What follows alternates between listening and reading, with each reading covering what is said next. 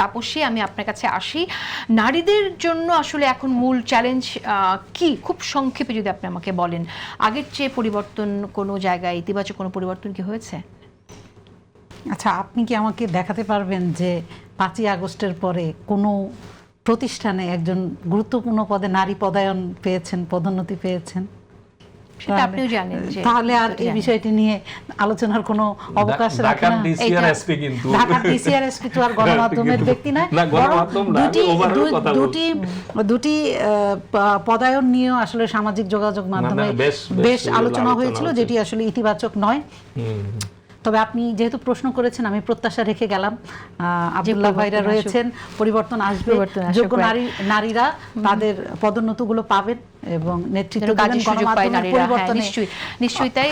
10 second সেটা হলো আমাদের সাংবাদিকতার প্রধান সমস্যাটা হলো এই যে এক দলের চরিত্র নির্মাণ করার চেষ্টা করে, আরেক দলের চরিত্র ধ্বংস করার চেষ্টা করে। এখান থেকে বের হইতে হবে, এবং পার্টিজান সাংবাদিকতা যেটা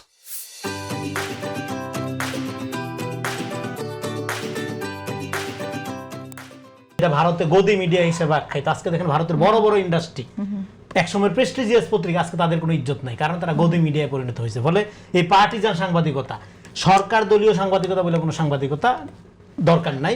পার্টিজান উদাহরণ আছে, জনগণের মতো পত্রিকা এক সময় সার্কুলেশন কোথায় ছিল, আজকে সেই এখন এই পার্টিজান সাংবাদিকতা যেটা হলো, এই পার্টিজান সাংবাদিকতা এটা সবচেয়ে বড় ক্ষতি ডাইকে আনে জনগণকে। আমাদের জন্য একটা প্রফেশনালিটি ডেভেলপ করা দরকার, এবং আমি যেটা বললাম এটা ফেরানোর জন্য এই বড় বড় মাফিয়াদেরকে চ্যালেঞ্জের মধ্যে ফেলতে পারে। এজন্য শেষ করে দিতে হবে। আমরা এখানে ইন্ডিপেন্ডেন্ট হাউসগুলোকে শক্তিশালী করার জন্য সামাজিক কমিউনিটি, আমি বলবো তরুণদের আগে আসতে হবে। লিটল মেক আন্দোলন, ইন্ডিপেন্ডেন্ট মিডিয়া, ডিজিটাল মিডিয়া আন্দোলন, এগুলো সক্রিয় হইলে পরে এরা চাপে। এবং সরকার যে পরামর্শ কমিটির কথা বলছে সেটাও যদি হয়, সবার সাজেশন নিয়ে একটা রেগুলেশন যদি হয়, সেই দিকে আমরা তাকায় থাকি। ধন্যবাদ।